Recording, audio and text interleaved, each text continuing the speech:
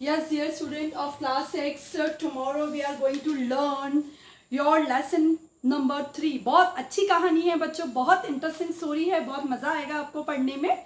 तो हम लोग स्टार्ट करते हैं your third lesson, the magical jar. ठीक है, पहले बच्चों इस कहानी के बारे में बताते हैं. बहुत अच्छी स्टोरी है. इसमें बच्चों एक मछुआरा होता है, फिशरमैन जिसको हम लोग इंग्लिश में कहते हैं. वो जो उसका डेली रूटीन का वर्क होता है वो करने जाता है, मछलियां पकड़ने जाता है वो तालाब पे. और वो क्या करता है, जैसे नेट डालता है बार बार तो उसको मछलियां नहीं मिलती है.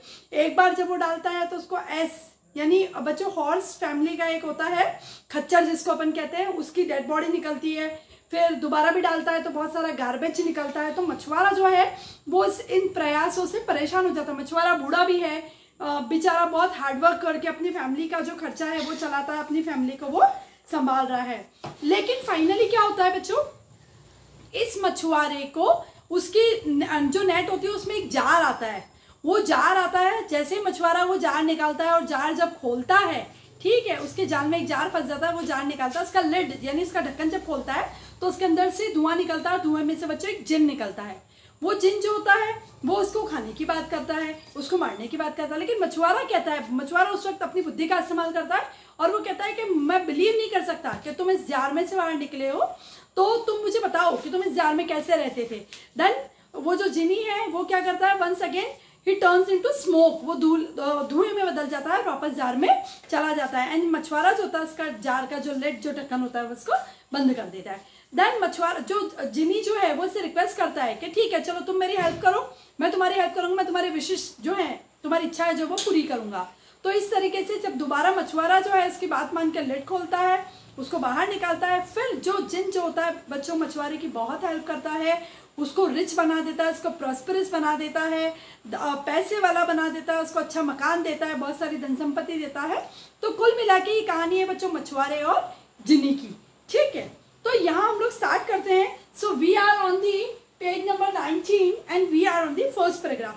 Once upon a time there was a fisherman. एक बार क्या था बच्चों, एक मछुआरा था. So old and so poor that he could scarcely managed to support his wife and 3 children. यहाँ पे मछुआरे के परिवार के बारे में बताया गया बच्चों. वो बहुत गरीब था, बूढ़ा था, पुअर यानी गरीब होता. सो ही स्केर्सली मैंने बच्चों यहाँ पे लिखा है. स्केर्सली का मतलब होता है परेशानी से, बड़े हार्डवर्क करके अपने परिवार का जो लालन पालन कर रहा था. Manage to support his wife यानी मछुआरे की वाइफ यानी उसकी पत्नी, एंड 3 चिल्ड्रन यानी बच्चों यहाँ पे हमें मछुआरे की फैमिली के बारे में पता चला कि he has a wife and he has a 3 children. तो in totality they all are 5 in their family. He went every day to fish very early and each day he made a rule not to throw his net more than 4 times. ठीक है बच्चों, वो रोज जल्दी सुबह मछली पकड़ने चला जाता था day, and he made a rule not to throw his net more than 4 times. वो क्या करता था, 4 बार जो अपना जाल था वो पानी में डालने का उसने एक रूल, एक नियम बना रखा था. He started out one morning by the moonlight and came to the sea shore. क्या किया उसने, जब वो एक दिन वो सुबह से शुरुआत की और कब तक काम करता था, one morning by the moonlight and came to sea shore. कहाँ आ गया, सी शोर का मतलब होता है बच्चों समुद्र किनारे आ गया. He undressed and threw his net and as he was drawing it towards the bank he felt great weight. ठीक है भाई, उसने नेट डाला समुद्र में या सी में, अनड्रेस्ड हुआ. अनड्रेस्ड का मतलब उसने अपने जो क्लोथ थे उसको खोला ताकि वो भीग नहीं जाए पानी में. फिर उसने क्या किया, ही थ्रू का मतलब फेंकना, his net and he was drawing it towards the bank. और फिर उसने जैसे जाल पानी में डाला, फिर उसने वापस उस जाल में कुछ फंसा है या नहीं वो देखने के लिए इसको वापस बैंक यानी समुद्र के किनारे की तरफ या सी के किनारे की तरफ उसने खींचना स्टार्ट किया. He felt a great weight. उसको बहुत भारी लगा अपना जाल. वेट का मतलब होता है वजन. He thought, उसने सोचा, he thought he had caught a large fish and he felt very pleased. उसने सोचा, thought think का past tense है बच्चों, thought. उसने सोचा कि caught ये catch का past tense है, caught कि उसने एक कुछ लार्ज फिश बड़ी सी मछली पकड़ी है इसलिए जाल भारी लग रहा है. He felt very pleased. वो बड़ा आनंदित हुआ, बड़ा खुश हुआ. But a moment afterwards, लेकिन कुछ ही क्षण बाद, seeing that instead of fish he only had in his net a carcass of an ass. फिर उसने थोड़ी देर बाद देखा कि उसके जाल के अंदर, कारकास का मतलब होता है बच्चों डेड बॉडी, यानी मरा हुआ, क्या था बच्चों, ऑफ एन एस। एस होता है बच्चों घोड़े जैसा दिखने वाला होता है, उसको हम खच्चर भी कहते हैं हमारी भाषा में, इसको एस कहा जाता है। तो उस एस की डेड बॉडी थी जो कि पानी में से निकली थी। He was very much disappointed. बच्चों डिसअपॉइंटेड का मतलब होता है हताश होना, निराश हो जाना, ठीक है, वो बड़ा निराश हुआ। Vexed with having such a bad haul, बड़ा परेशान था। वीक्ड का मतलब होता है बच्चों यहाँ पे चिंताग्रस्त हो जाना, परेशान। With having such a bad hall, इतना भारी वजन उसने घसीटा था, ठीक है, उस एस की बॉडी को बाहर निकाला। when he has mended his net, which at carcass of the ass had broken at several places। अब क्या हुआ, जब उसने उस खच्चर की जो डेड बॉडी थी वो बाहर खींच के निकाली, तो इतने भारी वजन से बच्चों उसका जाल भी जगह जगह से टूट गया। तो उसने मेंडेड करना यानी रिपेयर करना, है ना। जैसे हम देखते हैं कि हु मेंडेड शू कौन मेंड करता है, कॉबलर जो होता है, कॉबलर मेंडेड शू, कॉबलर जो होता है मेंड करता है, शूज को रिपेयर करता है। several places he threw it second time, और उसने दोबारा जाल समुंदर में डाला।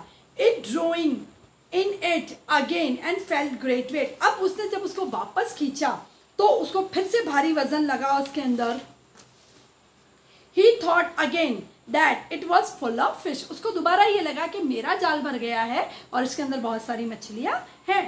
but he only found a large basket full of rubbish। और जब उसने देखा दोबारा जब नेट खींचा तो उसके अंदर से एक बड़ा सा बास्केट निकला बच्चों, बड़ा सा बैग जैसा निकला, जिसके अंदर रबिश यानी वेस्ट मटेरियल जो होता है वो बच्चों सब रबिश कहलाता है। तो रबिश यानी एक तरीके से कचरा जो था वो उस बास्केट के अंदर से निकला। He was very much annoyed again. Annoyed का मतलब होता है बच्चों चिंताग्रस्त हो जाना, क्रोधित हो जाना, ठीक है। हॉल का मतलब होता है घसीटना, वीक्स का मतलब होता है चिंताग्रस्त होना, डिसअपॉइंटेड होना, हताश हो जाना, कार्कस का मतलब होता है डेड बॉडी या मृत शरीर, स्केर्सिली का मतलब होता है परेशानी से। O fortune, he cried, do not trifle like this with me, a poor fisherman who can hardly support his family. O fortune, उसने अपने नसीब को कुछ कहा। ही क्राइड, वो चिल्लाया। डू नॉट ट्रिफल, ठीक है, उसने कहा कि मेरे नसीब, do not trifle like this with मी, मेरे साथ इतना केयरलेस होके, मेरी किस्मत जो है इतनी केयरलेस होके मेरे साथ काम नहीं कर सकती। अब पुअर फिशरमैन, बेचारा गरीब मछुआरा, who can hardly support his family, और वो बड़ी मेहनत करके अपनी फैमिली को बहुत मुश्किल से सपोर्ट करता था, यानी अपनी फैमिली को बहुत मुश्किल से वो चलाता था। आई होप बच्चों आपको मज़ा भी आया होगा कहानी में, और यहाँ तक आपको अच्छे से समझ भी आ गई होगी, ठीक है। आपको यहाँ से दोबारा रीड भी करना है और you can enjoy this story. Thank you very much.